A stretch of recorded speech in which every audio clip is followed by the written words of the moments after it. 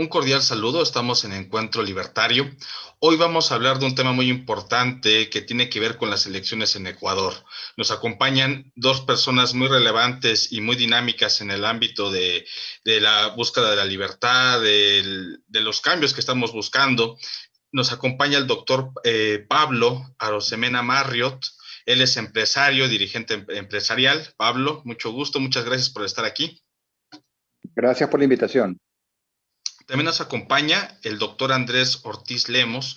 Él es escritor, es catedrático universitario y también nos va a estar comentando pues, sus opiniones al respecto. Bienvenido, Andrés. Gracias por la invitación.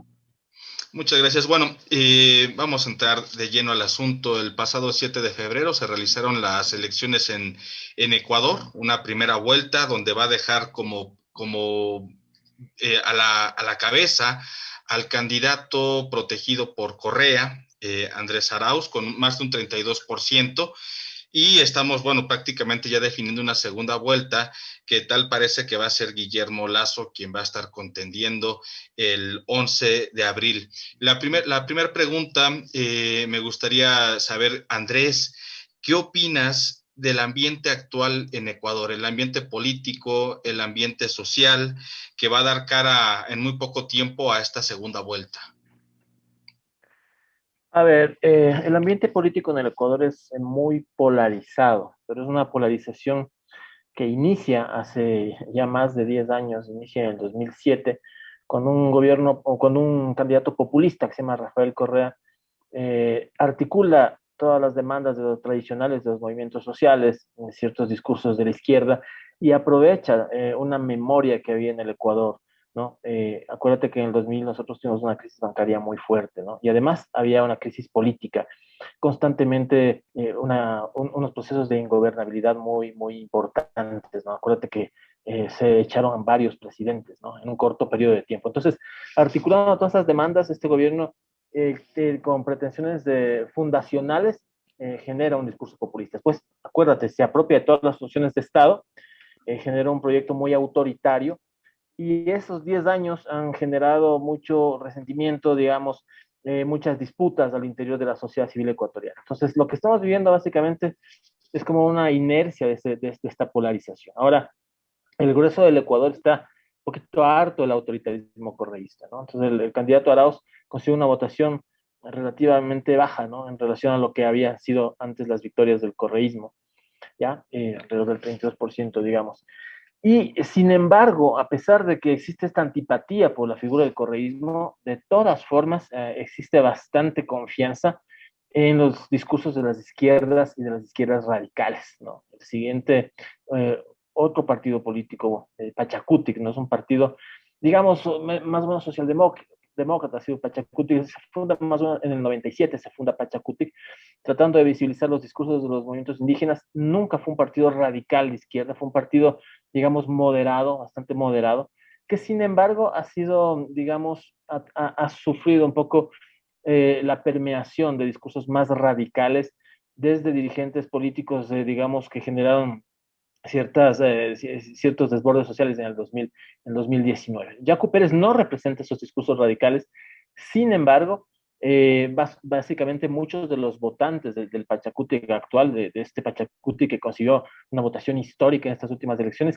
sí están vinculados con este discurso de izquierda. Entonces, sumando los votos del correísmo y sumando los votos de Pachacuti, tenemos fácil más de un 51% de votantes que si bien no necesariamente están vinculados al correísmo, sí están vinculados a una visión de discursos de la izquierda. Y eso sí llama la atención. ¿Cuál es el desafío que tenemos ahorita? El desafío que tenemos ahorita es identificar y reconocer cuántos de los votantes, cuántos de los simpatizantes del discurso de Pachacuti van a tener la suficiente madurez política como para entender que sus propuestas, incluso las propuestas de un discurso de izquierda, pueden florecer mejor en un ambiente democrático que en un ambiente autoritario, como el populismo correísta, desde este candidato, digamos, Delfín, ¿no? Este candidato podría llamarse títere, le digo Delfín de una manera más poética, que es de Andrés Arauz. Ese es el contexto en el que estamos ahorita. Muchas gracias, Andrés. Pablo, ¿qué opinas tú de esta polarización que se vive actualmente en Ecuador? Como ya nos comentaba Andrés, ¿cómo identificas tú el clima político, el clima social entre los ecuatorianos? Claro. Bueno, primero, gracias por la oportunidad y un saludo para todos. Mira, tuvimos un gobierno muy fuerte, el gobierno de Rafael Correa, que durante 10 años estuvo exacerbando las pasiones más bajas de los ciudadanos ecuatorianos. Es normal que la gente, así como tiene un afán por salir adelante, también es normal que la gente tenga un sentido a veces de revancha ante la injusticia. Entonces, un político debe ejercer un rol pedagógico y orientar esos impulsos naturales del ser humano. Eh, desde siempre, pues la envidia ha sido bien o mal canalizada, ¿no? Se lo he estudiado hace mucho tiempo. Una cosa es ver que tu vecino tiene un mejor auto que el tuyo y que eso te motive a querer trabajar más duro para poder, digamos, tener las cosas que quieres para tu familia. Y otra muy distinta es que veas que tu vecino tiene un Mercedes-Benz y quieras rayarle el auto y tú con eso te sientes que estás mejor en tu vida. Entonces, desde esta reflexión de los instintos naturales más básicos y del rol pedagógico de la política, yo diría que el gobierno de Rafael Correa fue un gobierno que exacerbó los contrastes, las diferencias y que un poco apeló a las partes más bajas del ser humano. En sencillo, pues, alimentó a la gente con un veneno que es decirle lo que tienen, los que tienen, te lo han quitado a ti te han robado y yo te voy a devolver lo que tú te mereces. Y claro, digamos, esto apela a un sentido de justicia muy profundo que tiene todo el mundo, pero digamos, una cosa es una revancha merecida y otra cosa es simplemente vamos a quitarle a unos para darle a otros, o más allá del discurso de quitarle y darle, simplemente vamos a estar todo el tiempo exacerbando la polarización. Entonces, en resumen, Correa 10 años con un discurso de división, logró el cometido, que era dividir a la ciudadanía, ¿no? Cuando Correa gana la presidencia ya por el año 2007, fue un gobierno con una coalición importante de voluntades y por él votó mucha gente, la mayoría evidentemente, pero había gente de todo tipo, era digamos un crisol de voluntades que se sumaron para votar por él. Conforme fue avanzando el correísmo año a año y fue agarrando poder y se dio la coyuntura del boom de los commodities y que tenía pues no solamente un carisma, un poder legítimo, sino que además tenía chequera, plata, y plata que no se ahorraba, plata que se gastaba, y Correa fue, digamos, una persona proactiva en el gasto, gastó el pasado en el sentido que liquidó todos los ahorros de rentas petroleras que había, este es un país petrolero, liquidó el presente, se gastó todo el gasto corriente, plata que entró, plata que salió, y se gastó el futuro en el sentido no solo de deuda que tomó y que hasta el día de hoy se está pagando, sino que también además dejó comprometido colateral barriles de petróleo que hasta el día de hoy y hasta el 2025 se van a seguir pagando. Entonces, se gastó el pasado, el presente y el futuro. Para que ustedes tengan un dato, porque podemos hablar de muchos números, en su momento acá con alguien que fue mi profesor hace 20 años en la universidad, hace un par de años, 3 años, escribimos un libro que se llamaba La culpa de las vacas flacas, donde hicimos un análisis de la década correísta. Entonces, de todos los números que les puedo decir, les dejo los números más sencillos, el 2, el 3 y el 4. Rafael Correa, en el periodo que él gobernó, 2007 al 2017, tuvo el doble de ingreso petrolero que todos los gobiernos anteriores desde que se descubrió petróleo en el Ecuador, desde el año 73. Es decir, 73 hasta el 2006, hay 30 y pico de años, versus 2007 al 2017. En esa década de Rafael Correa, él tuvo el doble de ingresos, obviamente ajustado por inflación y por población, porque hay que tener en cuenta esas dos variables. Pero no solo que tuvo el doble de ingresos, sino que él gastó en relación a todos los gobiernos anteriores desde el año 73, gastó el triple, 3 veces más, ajustado por inflación y por población. ¿Y qué pasa cuando gastas más de lo que te ingresan? Hay un hueco. él multiplicó la deuda por 4. Entró con una deuda nominal de 10.000 millones y se fue con una deuda nominal reconocida al menos de 40.000 millones de dólares. Después hicieron auditorías y esta deuda ascendió hasta casi 60.000 millones de dólares. Pero números sencillos, 2, 3, 4. Tuvo el doble de ingresos, triplicó el gasto en relación a todos los gobiernos que lo antecedieron y la deuda la multiplicó por 4. Entonces, plata, carisma y la legitimidad de los votos, porque llegó con mucha fuerza, hizo que sea una fuerza, un fenómeno político, pero que conforme pasaban los años fue dividiendo, al punto en que entró con los trabajadores, luego ya no tenía los sindicalistas, entró con los indígenas, luego ya no tenía la mayoría del movimiento indígena, entró, digamos, con un electorado joven de la costa, de la sierra, de las ciudades principales del Ecuador, luego tampoco lo tenía. Entró inclusive con apoyo empresariado, luego ya no lo tenía. O sea, fue dividiendo a cada uno de los segmentos de la sociedad y fue exacerbando esta polarización que de pronto es natural que alguna gente, como decíamos al inicio, tenga un instinto natural a la envidia, pero el rol pedagógico de un verdadero estadista es orientar a la gente a que sus sentimientos sean un impulso positivo que catalice el desarrollo de la sociedad. Entonces, en resumen, por eso estamos tan polarizados y este gobierno actual, estos 4 gobiernos vigentes, es, digamos, una suerte de versión light vegetariana del socialismo del siglo XXI. Recordemos que el actual presidente, más allá de que haya tenido una pelea personal con el expresidente Rafael Correa, son parte de la misma banda, ¿no? Cuando uno mira la foto del gabinete de Rafael Correa, donde estaba Lenín Moreno, el presidente actual, prácticamente todo ese gabinete, salvo el presidente actual, habrá que ver luego qué pasa después, pero ese gabinete de Rafael Correa, todos están presos o prófugos. Entonces, tienes una situación donde más allá del carisma, más allá de la chequera, más allá de este espíritu reivindicativo, hubo claramente corrupción. Y esa corrupción, hoy la gente, eh, tienes unos 2/3 del país que identifica al correísmo como un movimiento que fue una banda delincuencial, pero tienes una tercera parte del país que es lo suficientemente grande como para haber pasado primero en la primera vuelta, que cree que el correísmo, independientemente de la corrupción, que entenderán que siempre se ha dado y que todos los gobiernos son parte de eso, les resolvió algún aspecto de su vida en esa década donde hubo bonanza económica, mucho gasto y pocos escrúpulos. Caray, Pablo, de repente suena muy parecido al escenario que se vive actualmente en México, que más tarde me gustaría preguntarles, al igual que esta fórmula populista que azota al continente, o al menos en América Latina.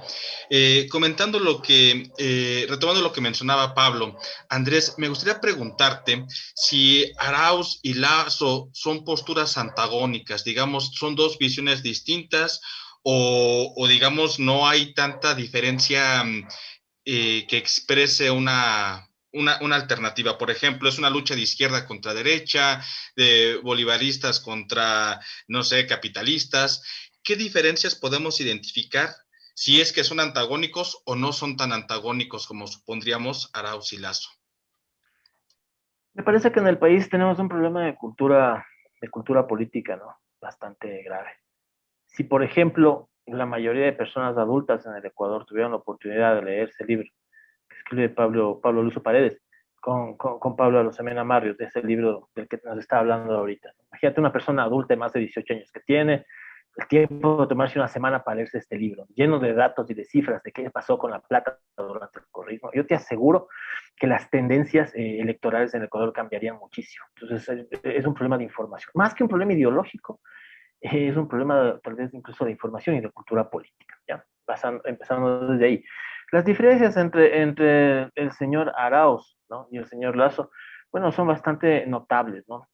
Arauz quiere tener un proyecto fuertemente intervencionista, ¿no?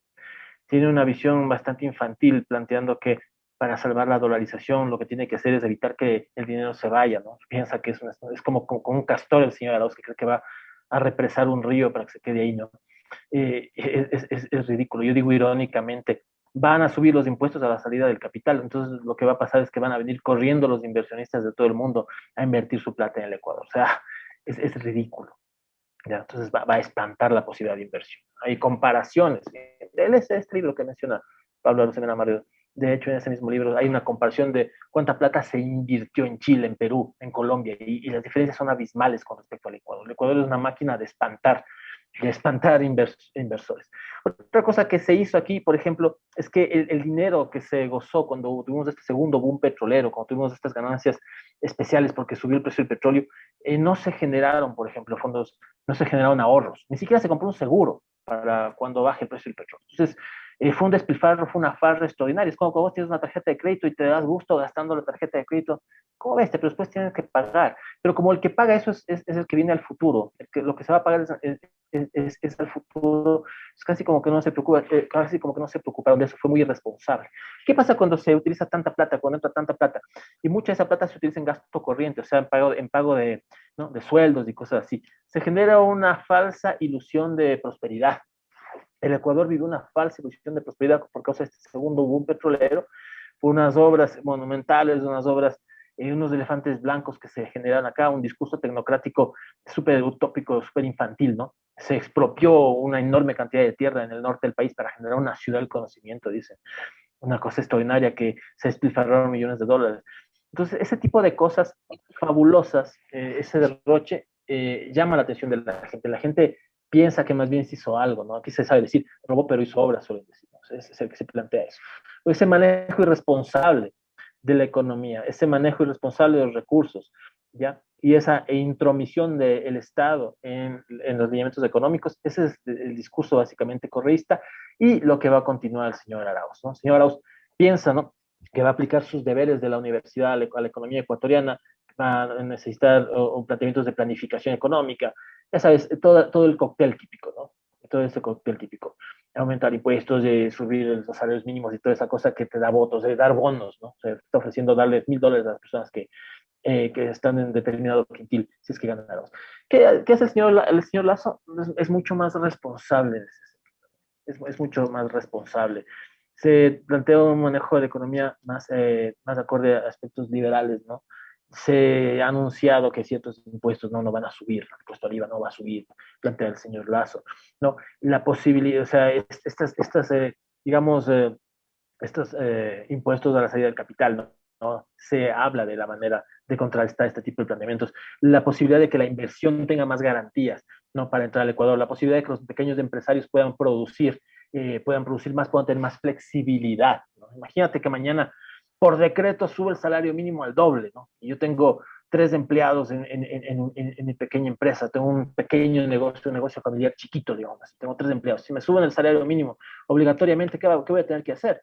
Voy a tener que despedir a uno de estos empleados. Si tengo un negocio aún más chiquitito, de 2 empleados, y me suben el salario mínimo por ley, ¿qué voy a tener que hacer? Voy a tener que quedarme solo con un empleado. Así es. ¿Qué resultado va a ser ese? Que la producción va a disminuir y el empleo va a bajar. Y aparte de eso, ¿qué más quiere hacer el señor Adao? Se está hablando, se está anunciando, se está insinuando la posibilidad de que tengamos un sistema monetario, ¿no?, paralelo. Se habla del dinero electrónico, ¿no?, que va a ser manejado por el Estado. Pues, ¿qué va a pasar? Probablemente lo que podría pasar es que los burócratas, las personas que trabajan para el Estado, van a recibir salarios desde este dinero electrónico. Puede generarse una economía paralela. Y desde esa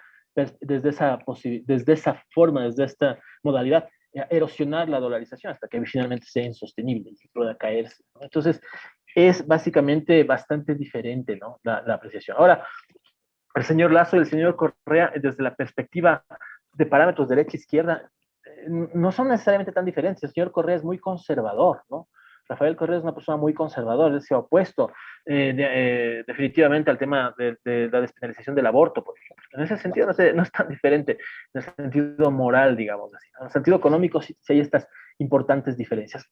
Pero ahora, ¿cuál es el discurso del señor Arauz? Bueno, el señor Arauz está más vinculado con los eslóganes, ¿no?, de los movimientos sociales más contemporáneos. Habría que ver hasta qué punto tiene, digamos, la libertad, ¿no?, o la autonomía para actuar. Pero esencialmente sí hay muy notables diferencias entre Arauz y Lazo, especialmente en el ámbito económico.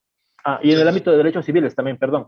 Acordémonos que el correísmo tuvo una persecución férrea hacia los medios de comunicación y una persecución férrea hacia los académicos críticos, ¿no? Ser un académico crítico al correísmo es un deporte de alto riesgo, incluso ahora, ¿no? En las universidades públicas, donde hay discursos, digamos, hegemónicos vinculados a este discurso populista. En cambio, lo que ha dicho el señor Lazo es el respeto a los derechos humanos, el respeto a los derechos civiles, el respeto a la libertad de expresión, lo cual me parece fundamental. Son diferencias importantes. Muchas gracias, Andrés. Pablo, ¿tú cómo consideras este antagonismo entre Arauz y Lazo? ¿Hay posibilidad de recuperar este futuro que pareciera ha sido aniquilado desde el pasado cuando llegó Rafael Correa?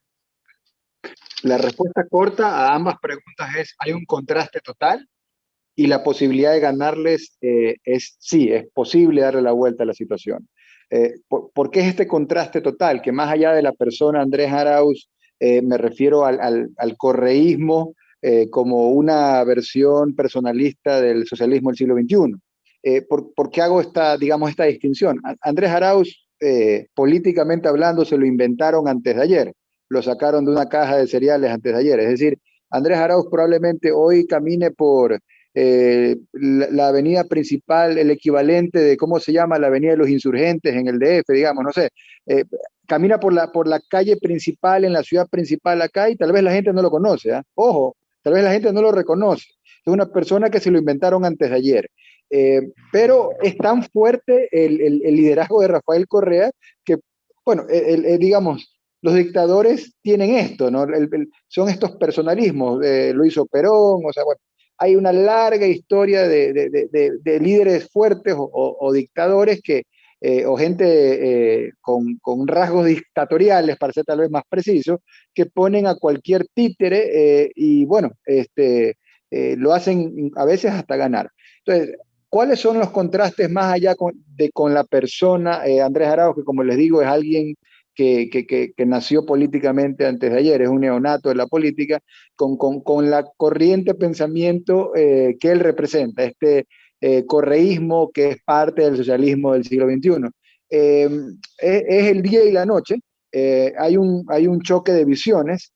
Si lo queremos decir de forma elegante, pues hablaríamos de que la visión de Guillermo es una visión liberal que entiende que la libertad es el valor principal, la libertad individual es el valor supremo, y del lado de Arauz tendrías, tratando de ser generoso, que el valor supremo es la igualdad, no de oportunidades, no igualdad ante la ley, sino una igualdad de resultados o mediante la ley. Entonces, ese choque de visiones hace que para el que cree en ese tipo de igualdad, la libertad sea algo accesorio, superfluo, secundario, no es la prioridad. Entonces, políticas públicas que pasen por encima de la libertad de la gente, pues es normal, porque tienes un bien superior. Hasta ahí en la parte romántica. La parte práctica del asunto es que el correísmo lo que terminó significando fue tener un gobierno paradójicamente conservador de izquierda. Fíjense ustedes estas mezclas, ¿no? Este blend. Porque Rafael Correa, hombre de izquierda, del Foro de Sao Paulo, reivindicando a Chávez, a Maduro, a AMLO, etcétera. Muchos de las personas que están prófugas del Ecuador están en México, ¿no? Piensen ustedes que este personaje de izquierda al mismo tiempo reivindica posturas conservadoras. O sea, ni siquiera son de izquierda de verdad, porque al menos la izquierda de verdad en la parte social pues son progresistas, ¿no? Creen en la libertad en el ámbito social. Este tipo es un caso de estudio porque es muy conservador en esos temas sociales. Entonces, desde mi punto de vista liberal, ideológicamente hablando, tienes lo peor de los dos mundos. Tienes la parte estatista en lo económico y la parte conservadora en lo social. Eh, por el lado de Guillermo, tienes una visión liberal, en lo económico completamente liberal, en lo social bastante conservadora, pero con el paso de los años, el Guillermo Lazo de la campaña del 2021 no es el mismo Guillermo Lazo de la campaña del 2013, que fue su primera elección presidencial, es una persona más madura y con una mayor amplitud de miras ideológicas, una persona que es más inclusiva en el ámbito ideológico y que yo me atrevería a decir que es más liberal, no solo en lo económico, sino también en el ámbito social. Entonces, hasta ahí los contrastes. Ahora, vamos a por qué se le puede ganar y cómo se le puede ganar. Pues lo primero que habría que decir es que si bien Andrés Arauz, el candidato del correísmo, pasa primera vuelta liderando, también hay que decir que la gente que hace encuestas te mide los techos. Y él pasa a la segunda vuelta ya bordeando su votación, su techo máximo.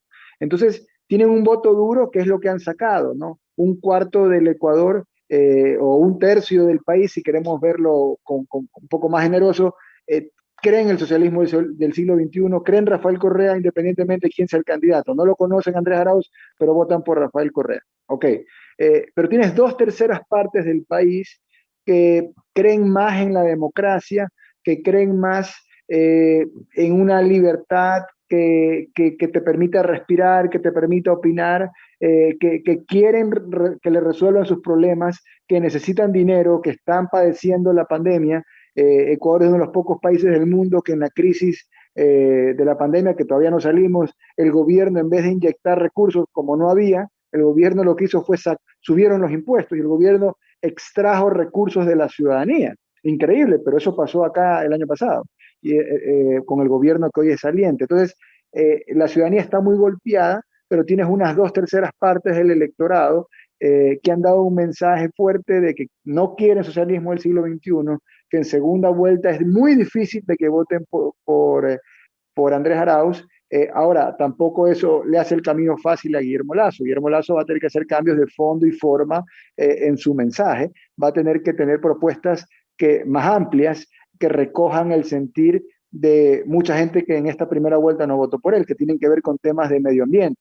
Una visión de medio ambiente, una visión a los temas de feminismo, una visión a temas de derechos civiles, temas de qué se piensa con respecto a temas que se pueden pensar más avanzados de matrimonio, eh, matrimonio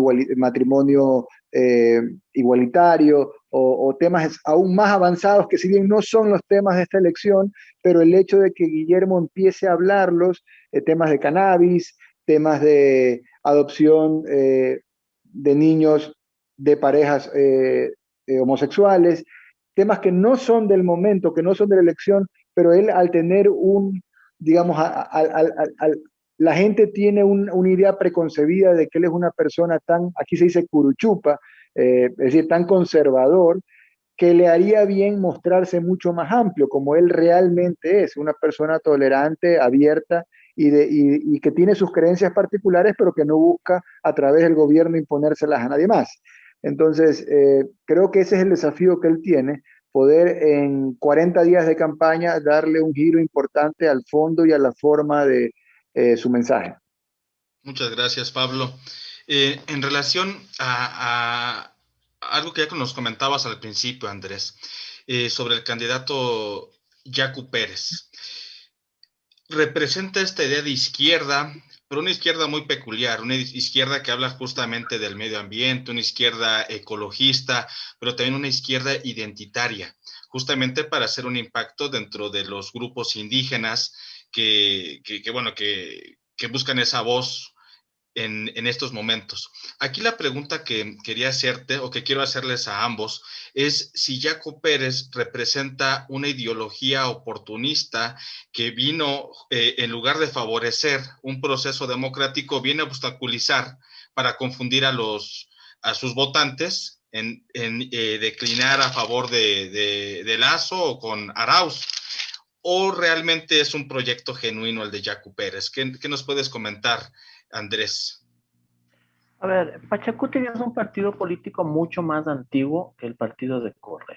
Pachacutic se funda, me parece que es en el 97, o se funda en el 96 para las elecciones del 97, y recoge muchas de las demandas y discursos de los movimientos sociales tradicionales y del movimiento indígena. Entonces, no es un movimiento improvisado el movimiento indígena, ¿verdad? En Ecuador tenemos la CONAIE, que es un movimiento social, un movimiento de la sociedad civil, y Pachacutic, que es una organización política, es un partido político, pero que tiene correas de transmisión, como saben decir, ¿no?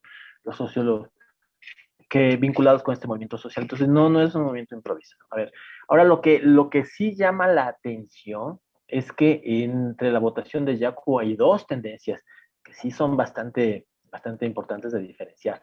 Una tendencia más moderada, vinculada con el Pachacutic más tradicional, ¿no?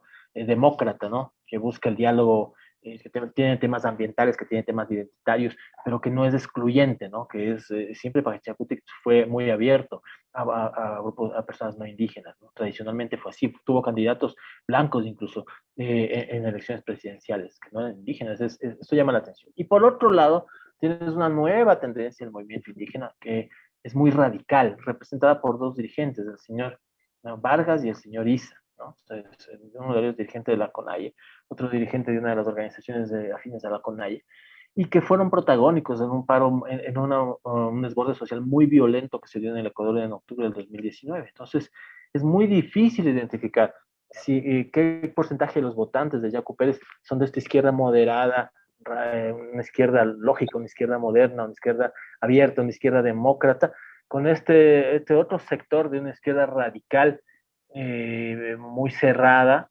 y que no va de ninguna manera a compartir la posibilidad de una votación con Lazo. Eso sí hay que tomar en cuenta, ¿no? En cuanto a Yacu Pérez, me parece que él representa el ala moderada, ¿no? Él representa el ala más demócrata del movimiento indígena.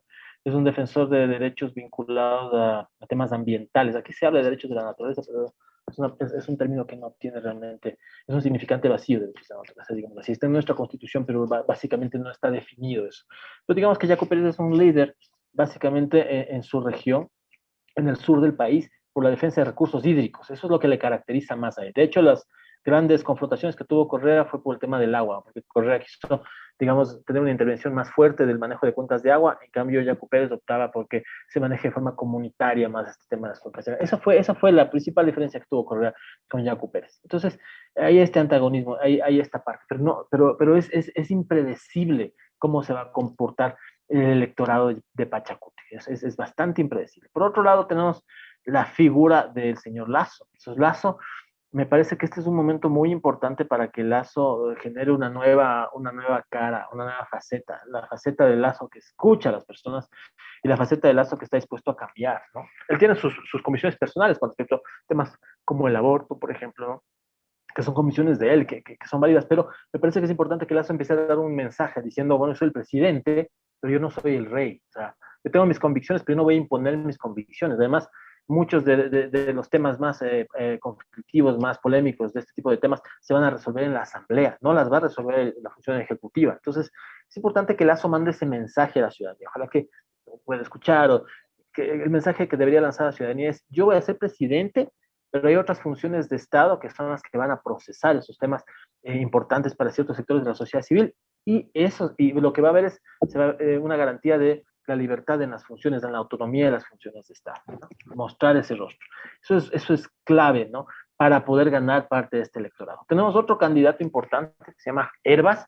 Él fue el representante en la candidatura a la presidencia de un partido político tradicional en el Ecuador, la izquierda democrática. Es uno de los partidos tradicionales del Ecuador, ¿no?, por lo menos desde el retorno a la democracia del 78. Y el señor Javier Herbas también arrastró una importante votación, alrededor del 15%, pero es una votación socialdemócrata esta. Tampoco es que garantizado que los socialdemócratas van a ir corriendo a votar por Lazo. Lazo, para captar esta votación importante, tanto desde los grupos moderados de Pachacutic, los votantes moderados de Pachacutic, cuanto a los socialdemócratas que confiaron en Herbas, va a tener que hacer muchas concesiones, ¿no? Y ya en este momento no es hora de imponer cierto tipo de convicciones estrictas, y me atrevería a decir, ni siquiera en el ámbito económico, a pesar de que evidentemente Lazo es el político más responsable en cuanto a su discurso económico, pero incluso en esto y en otros temas, como temas vinculados a los discursos de los movimientos sociales, Lazo va a tener que escuchar, y va a tener que ceder muchos puntos y va a tener que hacer muchas concesiones si quiere ganar.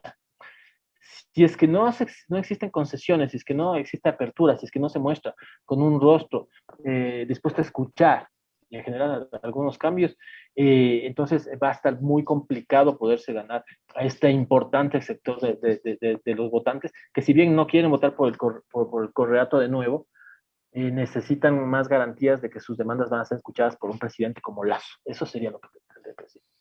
Muchas gracias, Andrés. Pablo, ¿cómo consideras tú el papel que jugó Yacu Pérez en este proceso electoral? Principalmente, ya como nos comentaba Andrés, que hay altos índices de la población que se identifican justamente con esta izquierda ecologista, esta izquierda identitaria. ¿Cómo deja el escenario para la segunda vuelta? A ver, creo que en una palabra, histórico, ¿no?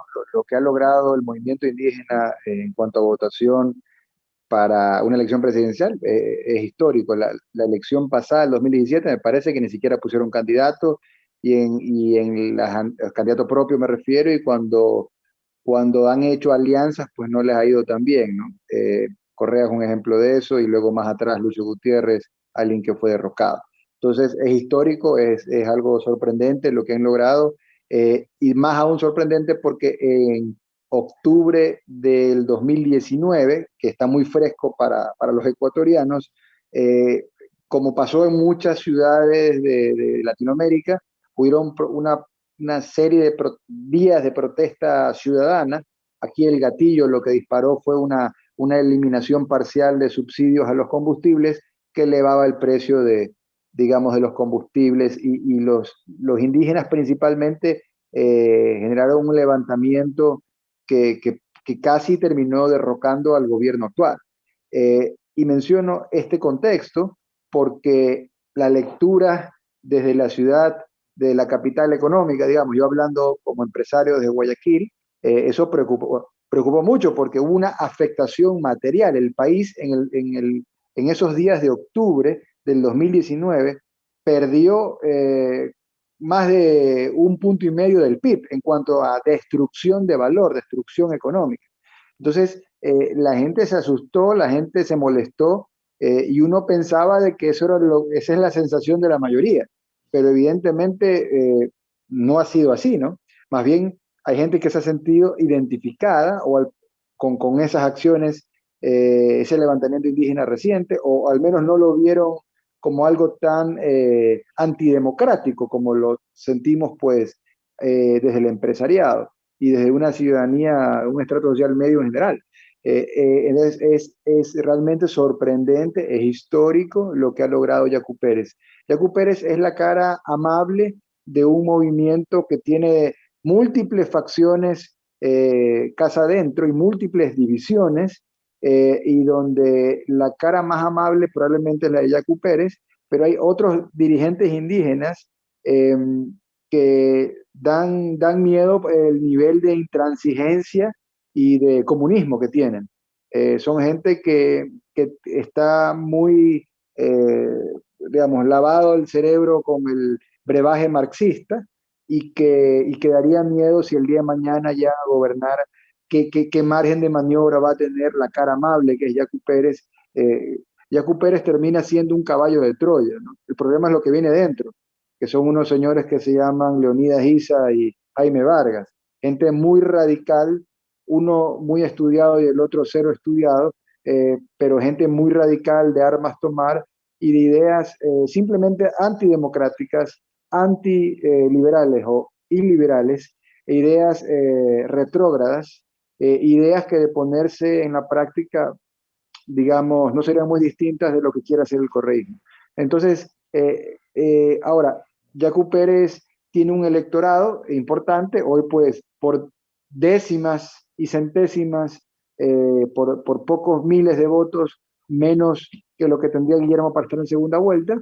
El tema del momento y la razón por la cual hemos estado conversando ahora, y entramos a la conversación a la hora que entramos, de la forma que entramos, es porque hasta en este momento han estado conversando las tiendas políticas y se han puesto de acuerdo para el día de mañana, el día viernes. Van a estar conversando Guillermo Lasso y Yacu Pérez ante los observadores de la OEA para hacer el conteo voto a voto, y ponerse de acuerdo en que quien sea que pase, pues el otro lo va a apoyar. Matemáticamente, estadísticamente, no hay forma de que no sea Guillermo Lasso el que esté en la segunda vuelta, entonces le tocará a Yacu Pérez apoyar. Que él apoye no quiere decir que la gente que vota por él lo va a apoyar a Guillermo, ese corazón, o sea, Guillermo tiene que ganárseles el corazón, pero sí decirles a ustedes que ya en el 2017, en la segunda vuelta, Yacu Pérez, que no era candidato, pero era líder del movimiento indígena, dijo textualmente, cito, prefiero votar por un banquero que por un dictador, en referencia a el entonces candidato de Rafael Correa, Lenín Moreno, el actual presidente. Entonces ya Yacu ya lo ha apoyado a Guillermo, esperemos que esta vez no sea la excepción. Bueno, ese es un dato muy, muy importante, te agradecemos, Pablo. Quisiera preguntarte, Andrés, saliendo un poquito, tomando un poco de distancia de Ecuador, los siguientes meses en la región, en América, en Sudamérica, en América Latina, se presentan procesos electorales y movimientos políticos muy interesantes. Se aproximan las elecciones de Perú, se aproximan también las elecciones de gobernadores en Chile, se aproximan las elecciones federales o intermedias aquí en México, y pareciera muchas veces que esta izquierda, este populismo del que venimos platicando, esta receta de exaltar las pasiones y las emociones y aniquilar el razonamiento preciso con datos duros, como ustedes nos están comentando, pues es preocupante. ¿Qué auguras tú, qué identificas tú en los siguientes procesos electorales en América Latina? Me parece que la izquierda tiene tiene un surgimiento muy importante en toda la región. En octubre del 2019 nosotros tuvimos protestas masivas en el Ecuador, ¿no? Fueron bastante, digamos, trascendentes a nivel internacional, pero esas protestas también se dieron en Chile, donde se buscaba plantear, bueno, la posibilidad de crear una nueva constitución. Básicamente, bueno, esta memoria histórica en Chile del rechazo a una constitución, digamos, que fue generada desde la sombra de Pinochet, pero sí se puede esas réplicas, ¿no? Esos discursos que hacen eco, ¿no? En Perú, una misma cosa. El discurso básico de la izquierda, la idea de la justicia social, el significante vacío relacionado con el neoliberalismo, el tema de que el problema regional no es la pobreza, sino la inequidad, básicamente, ¿no? Compara los números en Chile y es un país que tiene índices de pobreza muy bajos, índices de desempleo muy bajos, Producto Interno Bruto per cápita mejor que todos sus vecinos. Y a pesar de eso, lo que tenemos es un proceso, lo que se llamaría, algunos académicos le llaman la privación relativa, ¿no? ¿Qué es la privación relativa? Que puedes estar tú bien, tú puedes tener un buen estilo de vida, pero si tu vecino está mejor que tú, eso te genera una enorme frustración. Y esos discursos es como que han crecido de manera muy importante. No voy a hablar específicamente de países fuera de Ecuador, me parece que no es de momento, pero lo que sí te puedo decir es que es una cosa masiva, desde movimientos radicales en Estados Unidos, ¿no? Como los autodefinidos antifas y otros grupos, ¿no? De identidades étnicas allá en Estados Unidos, con este discurso muy fuerte vinculado a temas de izquierda. Eso se ha replicado, tiene mucha relación con lo que pasó en Chile, con lo que ha pasado en Perú, con lo que está pasando en Ecuador, con lo que pasó en octubre en Ecuador, con el retorno del kirchnerismo en Argentina. Entonces, esto es una cosa regional. A mí me da, es un poquito de recelo. Mira, hay un libro de Fyodor Dostoyevsky que lo escribe en los 60 del siglo XIX que se llama Los demonios. Y mira, casi 3 décadas antes de la Revolución Rusa, ya cuando los revolucionarios en Rusia eran todavía unos jóvenes idealistas, Fyodor Dostoyevsky se dio cuenta de lo perverso que era el comunismo. Y eso era cuando todavía no tenían poder los comunistas, cuando todavía eran jóvenes soñadores, poetas, idealistas. Ahí escribe esta novela llamada Los demonios, donde ve la semilla de lo que va a llegar a pasar. En esta novela se habla incluso de hay un monólogo de unos personajes que dice que si es necesario matar 100 millones de personas para instaurar la justicia social en la Tierra, entonces se deberá hacer eso. Y se cumplió esa profecía. Unos pocos años después se mataron 100 millones de personas básicamente para cumplir esto. Entonces, a mí me da la impresión de que vivimos en una etapa transitoria muy parecida a la que se vivía en Europa a inicios del siglo XX, ¿no? Donde tenemos este fantasma que recorre esta vez el mundo, ¿no? Y sí hay que tomárselo en serio, hay que tomárselo en serio. Por eso me parece muy importante generar campañas masivas de cultura política, que la gente tenga información. Me doy cuenta que la gente seguía mucho más por ideas que por datos. Estaba escuchando de un famoso psicólogo canadiense, ¿no? Y muy famoso, que tiene varios libros importantes. Él dice que la gente se mueve más por las ideas que por los datos. Tú le puedes entregar todos los datos que quieras a un seguidor fanático de líderes radicales como Vargas de Issa en el Ecuador o Rafael Correa. Te puedes mostrar todos los datos que quieras y él no te va a escuchar.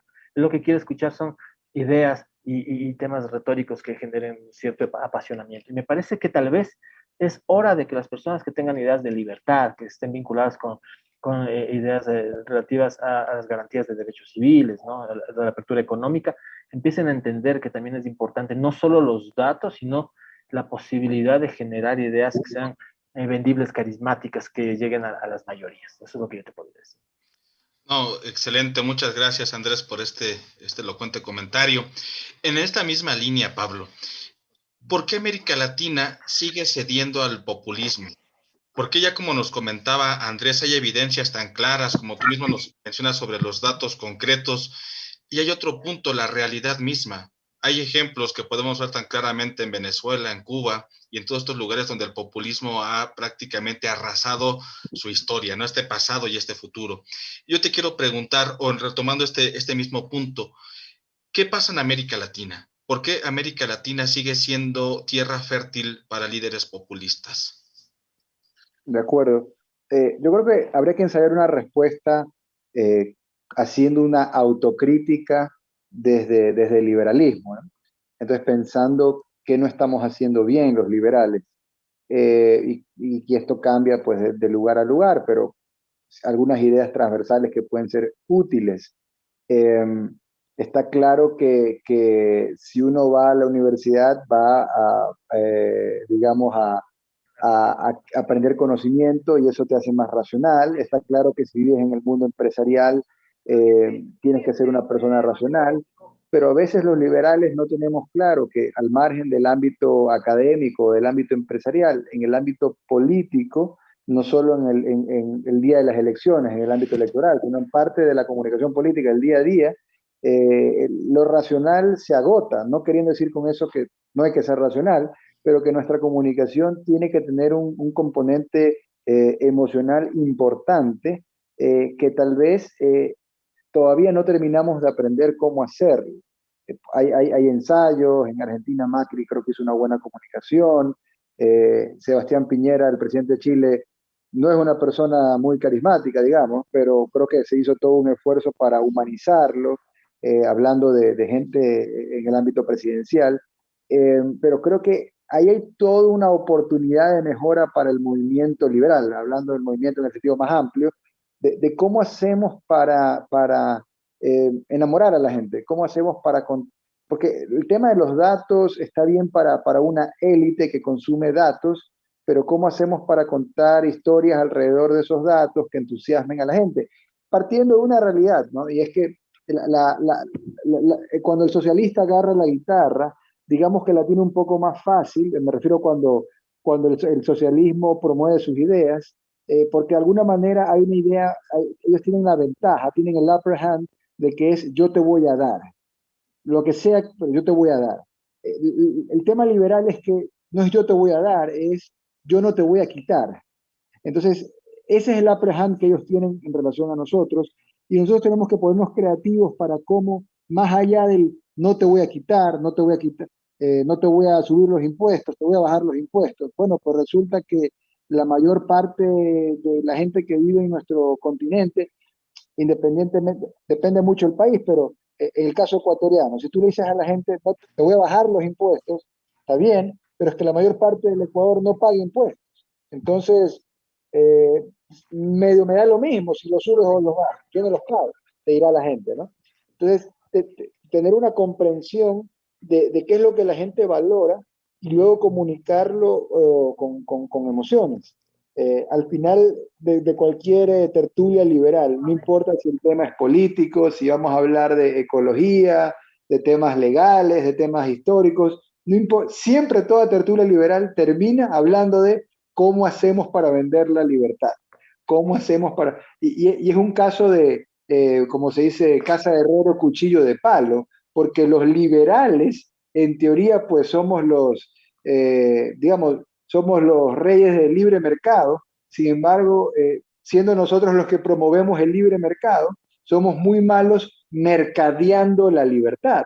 Hay esfuerzos que se han hecho en los últimos años y con el tema de redes y el tema audiovisual en distintos países, y tenemos nuestros propios influencers de la libertad, como tal vez Gloria Álvarez de Guatemala, que algunos les generarán más afinidad, a otros menos, pero empezamos a tener estos referentes. En los últimos 20 años hemos tenido en Estados Unidos personas, periodistas como John Stossel, muy hábiles para comunicar las ideas de la agenda liberal de tal forma que la gente las pueda digerir de forma sencilla.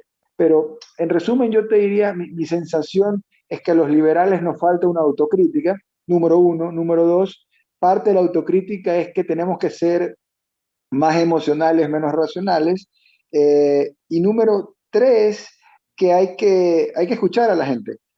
Hay que escuchar cuáles son los temas que a la gente le interesan y no podemos tratar de venderle o meterle todos los temas. Cuando uno va a McDonald's, tú dices quiero una cuarto de libra y ya está. Tú no esperas que el chico que te atiende te diga, a ver, espérese un momento, usted aparte la cuarto de libra, tiene que comprarme una ensalada, tiene que comprarme una Big Mac, tiene que comprarme un McFlurry. No, tú quieres que te dé solamente lo que estás comprando. Muchas veces el evangelismo liberal, la evangelización liberal, trata de meterte en la boca todos los temas. O sea, oye, está interesante el tema este de que los liberales no solo se quedan en lo económico, sino que la libertad también la entienden como un principio transversal en los temas de derechos civiles, derechos sociales. Me interesa cómo un liberal puede reivindicar el matrimonio igualitario. Ah, bueno, déjame hablarte de nuestra propuesta para bajar impuestos, nuestra propuesta para las finanzas públicas. Entonces, a veces hay que ser un poquito más hábiles en cómo vender las ideas. Y para cerrar, tal vez valiéndonos de que los liberales creemos en la libre empresa, en el mundo empresarial tenemos un concepto que es la cadena de valor o el supply chain, la cadena de suministro, ¿no?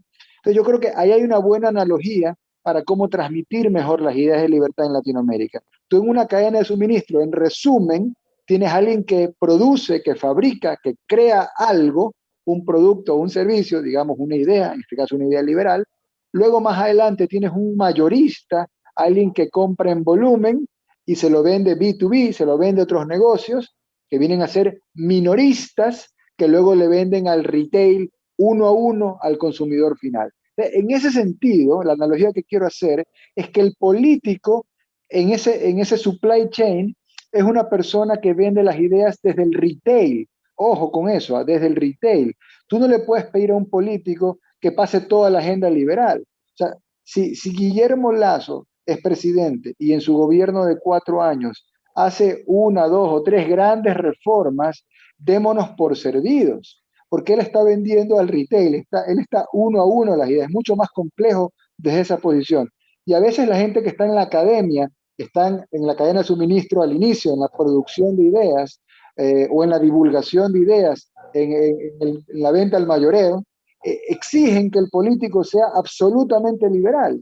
¿Y por qué Macri no es absolutamente liberal? ¿Y por qué Piñera no es absolutamente liberal? Si yo cuando hablaba con él en el ámbito de los think tanks, sí eran liberales, cuando lo fui a ver en una conferencia en la universidad. Bueno, es que son ámbitos distintos y creo que tiene que haber una suerte de división natural del trabajo y los liberales tenemos que comprender que si queremos que avancen las ideas, hay algunos que tienen que dedicarse a producir ideas, otros a aterrizarlas y ponerlas bonitas en TikTok y otros finalmente a meterse en política y venderlas uno a uno. Excelente, pues yo agradezco mucho esta elocuente charla que estamos teniendo. Estamos casi ya por llegar a la recta final, todavía unas cuantas preguntas más. Andrés, bueno, muy interesante lo que nos comenta Pablo, que creo que también coincide con algo que tú mencionabas al principio, que algo para acabar con estos mitos socialistas radica mucho lo que es la información. Transmitir una información bueno, hacerla a partir de la batalla de las ideas. Yo quiero preguntarte, bueno, quiero preguntarles a ambos dos cosas en una misma pregunta que a lo mejor puede que no tengan mucha coincidencia. Me refiero a la estructura de la pregunta. La primera es, ¿cómo describes o cómo observas tú el gobierno de López Obrador? ¿Es cercano al bolivarismo, a estas tendencias de izquierda ya bien conocidas, o cercano al autoritarismo de Donald Trump? ¿Cómo lo ves? ¿Cómo lo ves tú o cómo lo ven actualmente? Y la otra pregunta rápida es, ¿qué opinan, retomando lo que mencionaba Pablo, sobre que los liberales participemos más en la política? A ver, te voy a responder la segunda pregunta primero, porque me parece que está más vinculado con el contexto que estamos viviendo ahorita y eh, de manera lateral puede tener algo que ver con la primera.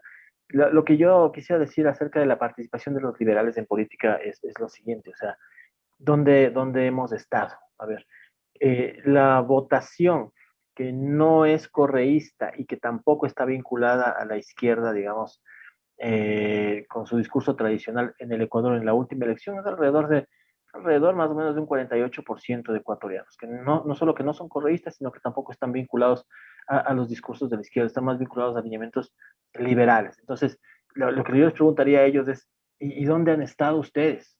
O sea, la mitad del Ecuador no se dejó, digamos, seducir por la idea de que te van a dar $1,000 si votas por determinado candidato, y la mitad del Ecuador tampoco se dejó seducir por estos discursos bastante autoritarios, ¿no? De una izquierda al estilo de dirigentes como Vargas de Issa. Bueno, me parece que es una cantidad importante de personas, pero ¿dónde han estado?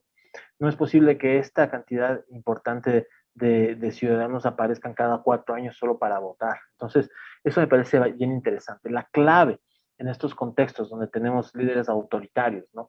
Líderes con estos discursos populistas, está en algo que podría ser la cultura política, ¿no? La cultura política.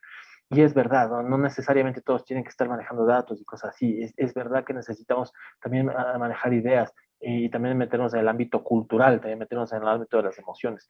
Pero en ese sentido es absolutamente importante la organización de la sociedad civil. O sea, la organización de la sociedad civil es, es lo más importante, incluso más importante que gane tal o cual candidato. Hay una cita de Jorge Luis Borges que dice él, dice Jorge Luis Borges, si el día de mañana los suizos decidieran que quieren ser una monarquía y el día de mañana los suecos decidieran que quieren ser una república y cambiaran todo su aparato institucional para cambiar todo su sistema político de la noche a la mañana, lo que pasaría es que los ciudadanos suizos y suecos no se darían ni cuenta, no sabrían lo que pasó, no les importaría. ¿Por qué? Porque esas sociedades funcionan como funcionan, de una manera adecuada, con libertades, ¿no? Con niveles de bienestar, digamos, aceptables, no por lo que hagan los políticos. Y eso sí es una cosa que tenemos que entender en nuestra región. Los políticos no son tan importantes y de hecho la política no es una cosa que ocurre solamente en el ámbito del subsistema político. Pensar que la política es una cosa que está encerrada, que está represada solamente entre las instituciones, los burócratas y los políticos tradicionales, ese es un error. Tenemos que rescatar la política hacia el ámbito de la sociedad civil. Entonces tenemos que hacernos oír. No es que las personas que tengan estas ideas de libertad deben aparecer cada 4 años, es que tienen que saturar la sociedad, tienen que saturar la esfera pública con su participación, tienen que estar constantemente influenciando, reverberando lo que tienen que decir con las instituciones, ¿no? Y cambiando las cosas desde lo que Habermas llamará el mundo de la vida, ¿no? El correlato de los procesos de entendimiento. Eso es lo que yo te podría decir.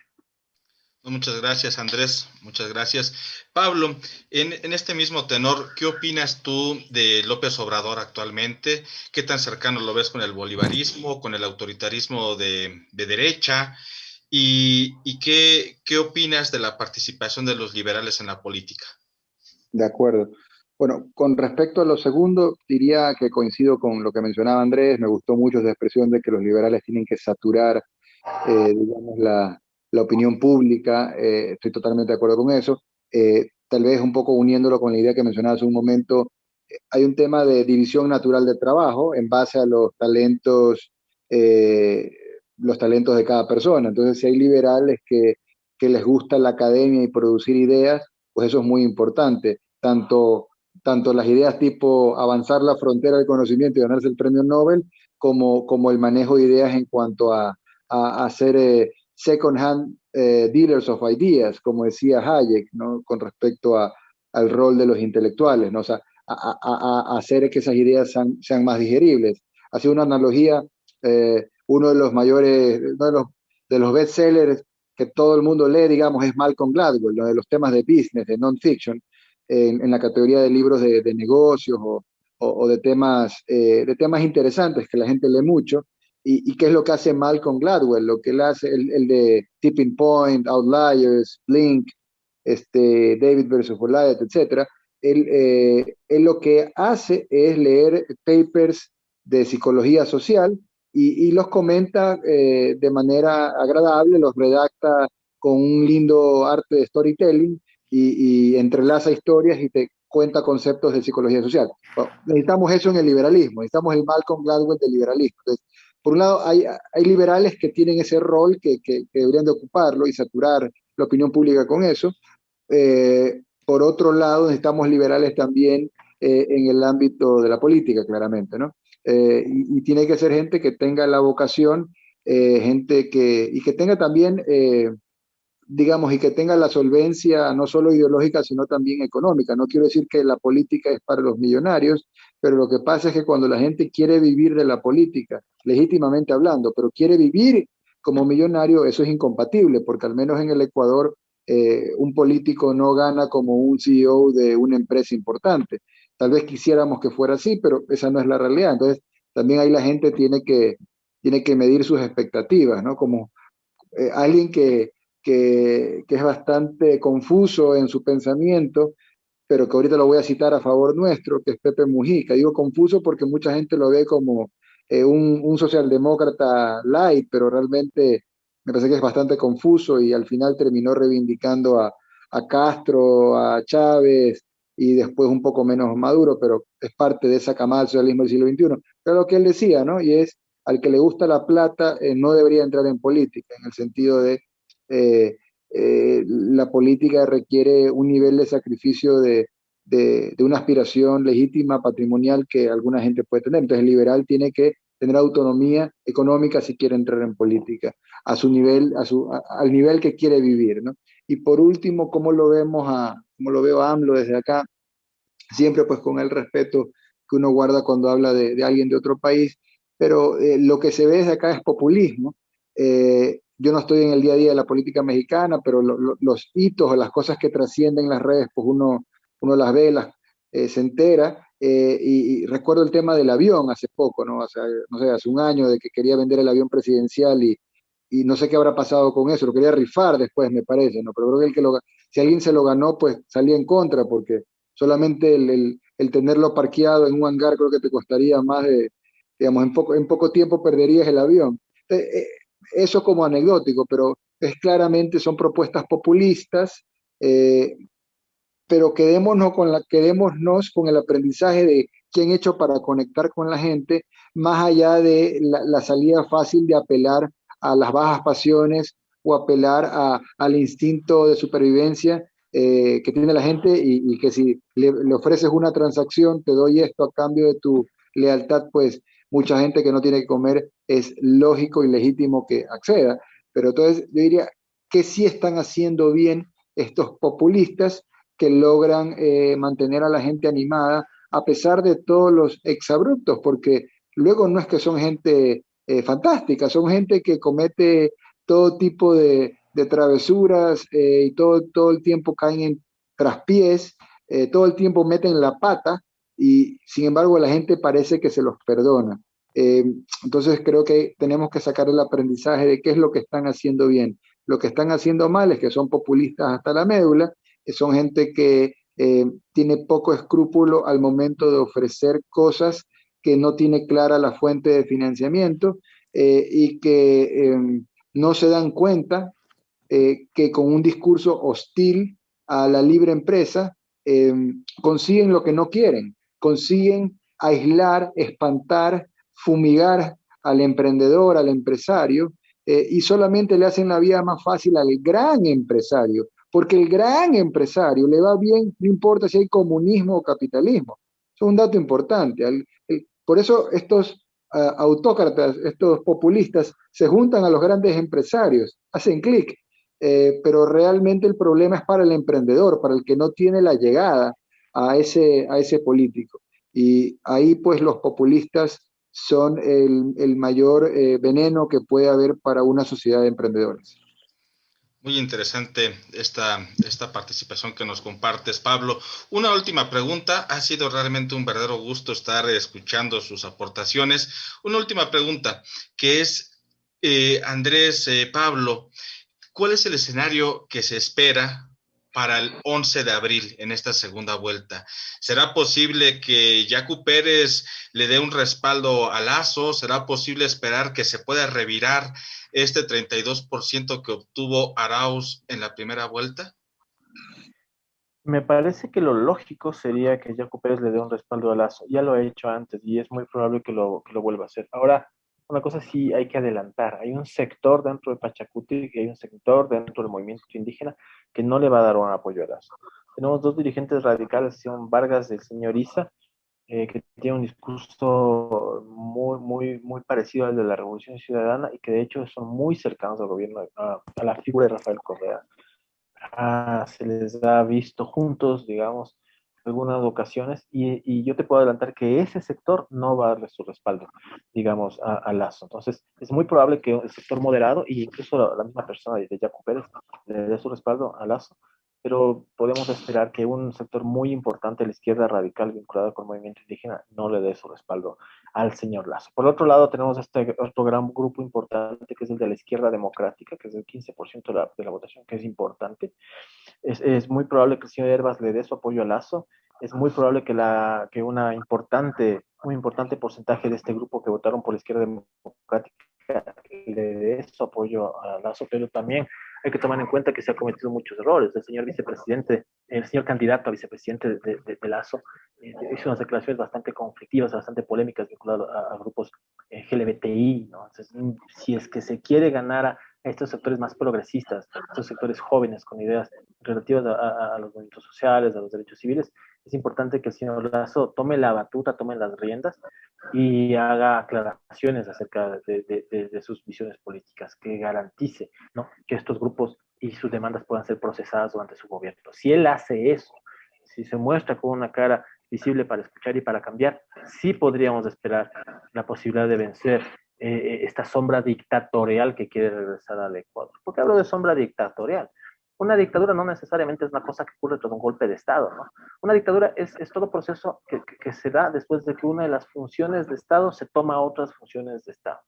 Y el gobierno de Correa fue muy generoso al tomarse otras funciones de Estado y a tomarse atribuciones que no le correspondían. Por lo tanto, sí estamos frente a una disyuntiva parecida a la que tenían los chilenos, ¿no?, a finales de la década de los 80, que es cuando estaban escogiendo entre la posibilidad de un proceso democrático, ¿no?, votando por no, y la posibilidad de que se quede el gobierno de Pinochet. Yo le haría una analogía parecida a lo que va a pasar aquí en estas elecciones. Estamos escogiendo aquí entre democracia y autoritarismo. Entonces yo esperaría que se pueda, ¿no?, derrotar al autoritarismo en las urnas. Muchas gracias, Andrés. Estamos ante esa disyuntiva. Pablo, ¿cuál es tu escenario para este 11 de abril en esta segunda vuelta? Si es posible este respaldo de Jaco Pérez a Lasso, el Partido de Izquierda Democrática que respalde a Lasso y que podamos evitar una catástrofe. Bueno, que se puede evitar una catástrofe en Ecuador. Sí, definitivamente. Hay altas probabilidades de que Yacu Pérez manifieste apoyo a Guillermo Lasso, como ya lo he hecho antes. Las 2/3 del Ecuador no quieren más socialismo del siglo XXI, somos más los demócratas, independientemente que algunos sean más de una centroizquierda, centroderecha, o inclusive de izquierda y de derecha en sus extremos. Lo importante aquí nos parece que es la democracia. El correísmo se presentó al final del día como una suerte de banda criminal. Así ha sido, digamos, recordemos que los líderes del correísmo aquí en el Ecuador están sentenciados. Los que no están prófugos están ya sentenciados. Pasaron todas las instancias y están o en la cárcel o huidos de la justicia. Entonces, es contra eso que nos enfrentamos. Por eso decimos, esto es la democracia versus la dictadura correísta, y confío que Guillermo Lasso va a derrotar a esa dictadura correísta el 11 de abril. Pues estaremos muy pendientes aquí desde México. Les agradezco mucho a nombre de México Libertario, de Víctor Becerra. Mi nombre es Eduardo Ruiz. Muchas gracias por su charla. Les recordamos a todos que, bueno, que estamos pendientes de lo que está pasando en la región. Y bueno, pues muchas gracias por su tiempo y un fuerte abrazo para los amigos de Ecuador.